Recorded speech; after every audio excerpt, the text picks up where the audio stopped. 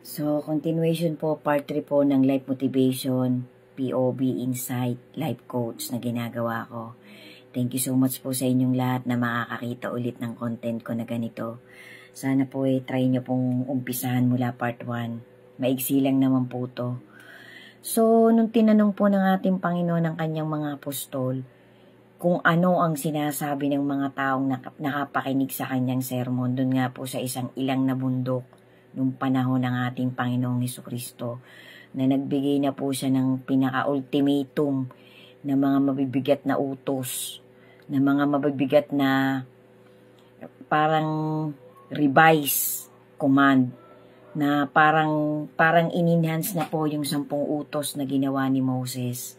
Ito na po yung parang official moment na ipinakilala din po ng ating Lord Jesus ang kanyang 12 alagad na pinili talaga ng ating Creator nilang mag-ama para mag-spread ng Word of God during their time, on that particular time. So sabi po ng mga apostol sa ating Creator, sa ating Panginoong Hesus, iba-iba po ang isinasagot ng mga tao kung sino kayo. So sabi po namin, kayo yung guro namin. Sabi ng ibang mga apostol, yun ang sagot nila sa ating Panginoon. No? Nagtanong kung anong tinatanong ng mga tao, kung sino ba talaga siya. Kasi iba-iba po kasi ang haka-haka ng mga tao Kasi ang ating pong Panginoong Hesus ay hindi basta-basta din po pwedeng malapitan ng kahit sino nung time na yon. Kasi medyo mabango na po, medyo pumuputok na po yung pangalan ng ating Panginoon nung time na yon. Kasi ito po yung time na talagang mainit na po yung pagpipreach at paghihiling ng ating Panginoong Hesus sa iba-ibang sakit, sa iba-ibang lugar. Nilibot niya po ang Israel. Nagumpisa nga po siya dun sa Jesus of Nazareth, kaya Jesus of Nazareth ang tawag sa kanya. Kasi dun po talaga sa pinanganak sa Nazareth, sa isang lugar na tinatawag na Bethlehem. So, nilibot po niya yan. Pero siyempre, hindi pa po kasi ganun ka-enhance ang technology nung time na yon. Hindi din po ganun kalayo ang narating ng ating Panginoon. Kaso nga po mahiwaga siya at saka ang ating Creator, ang ating Lord God the Father. So, talaga pong na-spread po halos ngayon po globally na-spread na po talaga ang Word of God. So, guys, nandun na po talaga tayo. Nandun na po talaga tayo sa last generation. Napakarami na pong kakaibang nangyayari ngayon.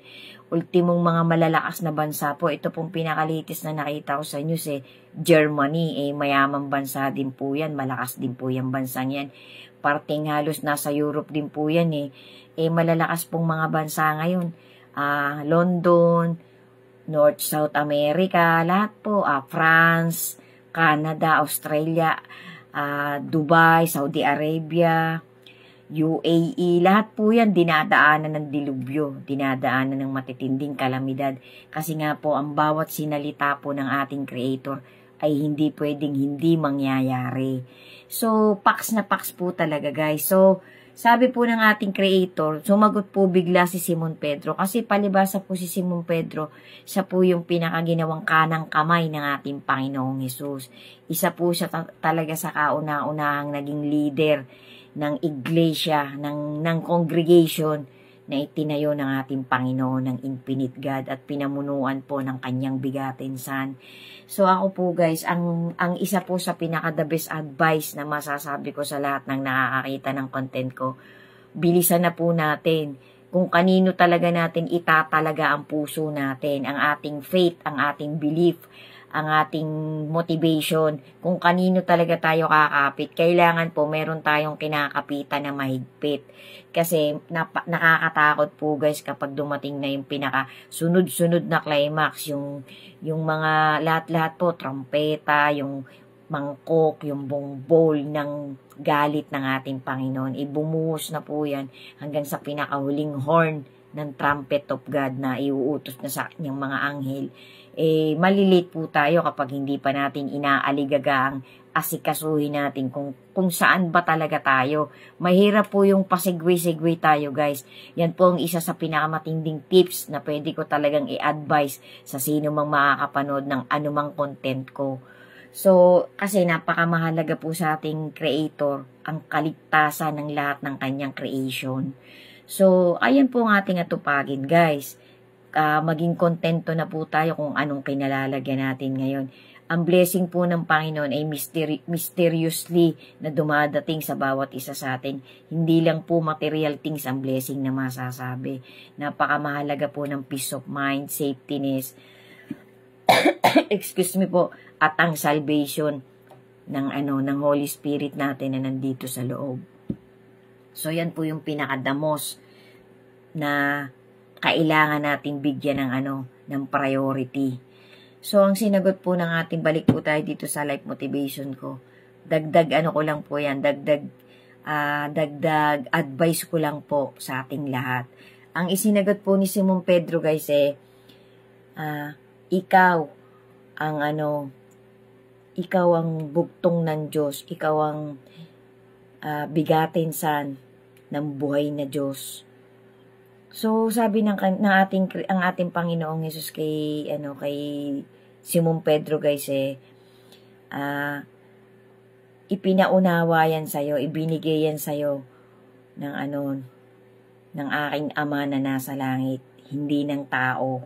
Sabing ganun sa kanya. Kasi, yun pong Holy Spirit ni Simon Peter at ng iba pang mga apostol ay mas naging stronger po, mas naging, kumbaga sa isang ginto, mas kuminang nung pinili na sila ng ating Panginoon bilang magiging apostol, isa sa 12 apostol na pagkakatiwalaan ng Panginoon ng kanyang mga matitinding tagubilin. Mag-i-start po sa apostol papunta sa buong humanity until on that generation, until dito, on that generation until here sa ating last generation of humanity. So guys, yan po yun. So parang parang isang palaisipan po, mahiwaga po, kasi tumpak na tumpak po ang isinagot ni Simon Pedro sa ating Panginoon na ikaw ang Kristo, ikaw ang bigatin ng ating dakilang Diyos.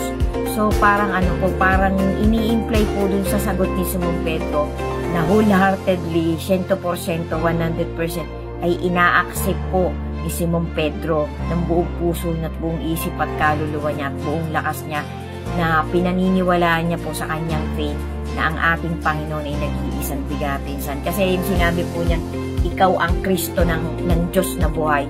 Yung po kasing Kristo, ang ibig sabihin po nun sa pagkakaintindi ko, pinahiran, anointed one.